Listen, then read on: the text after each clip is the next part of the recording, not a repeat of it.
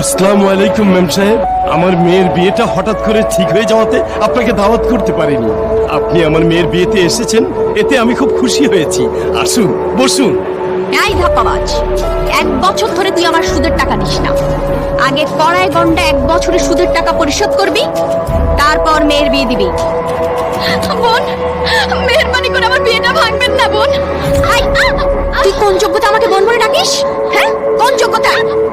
2 পায়ে